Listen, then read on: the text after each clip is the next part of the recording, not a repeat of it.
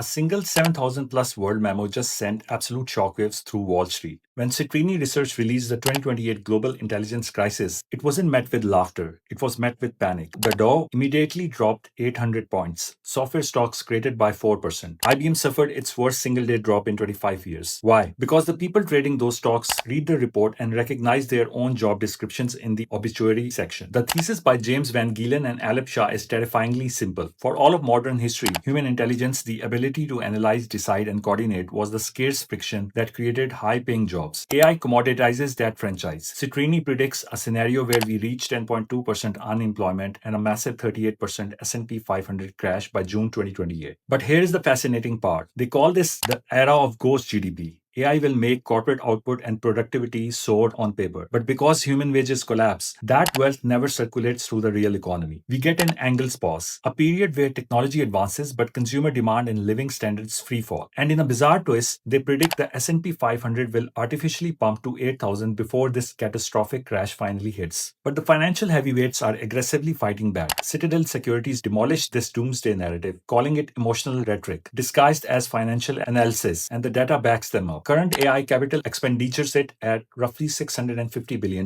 about 2% of the total GDP. Citadel points that history doesn't work in straight lines. Technology adoption follows an S-curve. Organizational change is incredibly expensive. Regulation creates roadblocks, and the sheer physical bottlenecks of energy and semiconductor compute will throttle AI long before it replaces everyone. Furthermore, Citadel argues that productivity shocks are positive supply shocks. Lowering the marginal cost of intelligence will free up capital to create entirely new, unimaginable industries, raising real incomes over time. But if you look away from Wall Street and into the tech communities like Singularity on Reddit, the debate isn't about GDP, it's existential. As one NG reported, what happens when you can deploy an army of 100,000 Einsteins for the cost of electricity? Even if Citadel is right about macro fundamentals, the micro reality is bleak for juniors. Entry-level tech postings are already down 34%. I did a video on Anthropic's research on that as well, do give it a watch. But the deepest fear isn't a Terminator-style apocalypse. It's a hyper-stratified society, a world where AI solves every conceivable challenge instantly, leaving the next generation with a massive motivational vacuum and no entry-level stepping stones to build a career. Are we heading for a post-scarcity utopia powered by abundant intelligence,